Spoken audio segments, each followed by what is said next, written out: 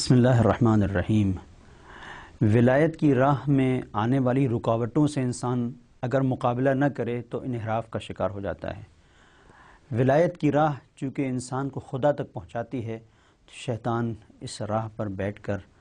لوگوں کو بہکاتا ہے، اور اس نے یہ وعدہ کیا ہے اور اس نے پروردگار کی بارگاہ میں یہ اعلان کیا ہے کہ میں تیرے بندوں کو بہکاؤں گا۔ اب یہ منزل ہے کہ جو شاہراہ ولایت ہے یہ حقیقت میں شاہراہ بندگی ہے، یہ خدا تک پہنچانے والی ہے۔ اگر اس میں آنے والی رکاوٹیں انسان کے سامنے ہوں اور انسان ان رکاوٹوں کو الگ نہ کرے، اپنے آپ سے دور نہ کرے اور جو موانع ہیں ان کو برطرف نہ کرے، تو نتیجہ یہ ہوتا ہے کہ ایک بہت بڑا انحراف سامنے آتا ہے۔ وہ انحراف کہ جہاں پر کسی بھی عنوان سے، کسی بھی طرح سے اگر انسان اس انحرافی راستے پر چل پڑتا ہے تو اب بازگشت بہت مشکل ہو جاتی ہے۔ بی بی زہرا سلام اللہ علیہا کا جو کردار ہے ایک لافانی اور بے نظیر کردار ہے۔ اگر آپ بی بی زہرا سلام اللہ علیہا کے کردار کو دیکھیں تو اس وقت کے جب ولایت کی راہ میں اتنی رکاوٹیں شیطان کے ذریعے سے، اس کے وسوسوں کے ذریعے سے آئیں کہ جس کی بنیاد کے اوپر معاشرہ اس شاہراہ سے ہٹ گیا جو شاہراہ حق و حقیقت ہے، جو شاہراہ بندگی ہے، جیسے حقیقت میں شاہراہ حیات کہا جاتا ہے۔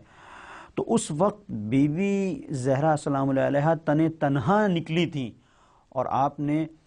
ولایت کی راہ کی رکاوٹوں کو بھی ہٹایا تھا، ولایت کے راہ میں آنے والے موانع کو بھی برطرف کیا تھا، اور اس کے ساتھ ساتھ اس بات کی طرف بھی توجہ دلائی تھی کہ اگر آگے بھی تم ان رکاوٹوں کو برطرف نہیں کرو گے تو تمہارے سامنے انحراف، ایک بڑا انحراف پیدا ہو جائے گا، اور اس کے نتیجے میں دین و دنیا دونوں میں تمہیں ذلیل ہونا پڑے گا، نہ ہی دین تمہارے ہاتھ آئے گا اور نہ ہی دنیا۔ جیسا کہ ہم یہ دیکھتے ہیں کہ بعد وفات پیغمبر حضور سرور کائنات صلی اللہ علیہ وسلم کی وفات کے بعد ایک بڑا انحراف پیدا ہوا ولایت کے سلسلے سے، اور وہ انحراف یہ تھا کہ لوگوں نے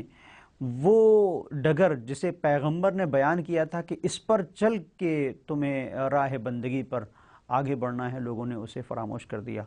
اور ولایت کی راہ میں سستی کی۔ بی بی زہرا سلام اللہ علیہا کا یہ کردار ہے کہ آپ نے جب یہ دیکھا کہ انحراف بڑھتا چلا جا رہا ہے اور اس منزل پر پہنچ گیا ہے کہ ہو سکتا ہے آنے والے زمانے میں یہ جو معادن حکمت ہیں، یہ جو شخصیتیں ہیں کہ جن کے ذریعے سے قوم خدا تک پہنچے گی اور جن کے ذریعے سے پروردگار تک انسان پہنچ سکتا ہے، ان شخصیتوں کے سامنے اور امت کے سامنے کچھ لوگ آ کر حائل ہو رہے ہیں، رکاوٹ بن رہے ہیں، اور ان کے وہ سرچشمہ حکمت کہ جن کے ذریعے سے تعلیمات اسلامی کو پہنچایا جا سکتا ہے، وہ تعلیمات اسلامی نہیں پہنچ پائیں گے، اور انسانیت جس کمال کو طے کرنا چاہتی ہے اس سے پیچھے رہ جائے گی۔ تو آپ نے اس بات کا جب مشاہدہ کیا کہ در حقیقت یہ صرف علی ابن ابی طالب علیہ السلام کی حیثیت سے، صرف میرے ایک شوہر کی حیثیت سے، میرے ابن عم کی حیثیت سے یا رسول کے بھائی کی حیثیت سے علی کی طرف نہ آنا نہیں ہے، بلکہ وہ منزل ہے کہ ایک ایسی راہ کو چھوڑنا ہے جو راہ بندگی میں واقعی طور پر انسان کو اس کمال تک پہنچانے کا ذریعہ ہے کہ جو کمال مطلوب پروردگار ہے، اور انسان اس کمال تک اگر نہ پہنچے تو مقصد خلقت کو گویا اس نے حاصل نہیں کیا ہے۔ تو بی بی زہرا سلام اللہ علیہا نے جس مقام پر ہمیں متوجہ کیا وہ یہ کہ نظام کو پیش کیا ہے کہ امامت در حقیقت الامامہ، امامت کو جو آپ نے پیش کیا ہے کہ نظام الملہ، یہ ایک سسٹم ہے، ایک سسٹم کو اگر تم فراموش کر دو گے اور اس سسٹم سے روگردانی کرو گے اور اس سسٹم کے سامنے آنے والی رکاوٹوں اور تم موانع کو برطرف نہیں کرو گے تو نتیجہ یہ ہوگا کہ وہ سرچشمہ وحی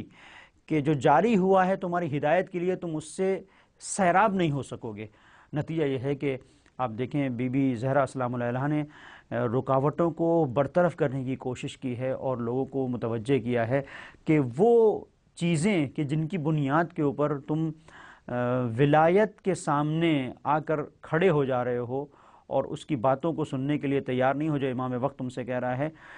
وہ کون سی ہیں، انہیں آپ نے اپنے خطبات میں بیان کیا ہے۔ اور سب سے بڑی چیز جسے آپ نے بیان کیا ہے وہ دنیا پرستی ہے۔ تو بی بی سلام اللہ علیہ نے ولایت کی راہ میں ایک بڑی رکاوٹ کو دنیا پرستی کے طور پر پیش کیا ہے، اور پھر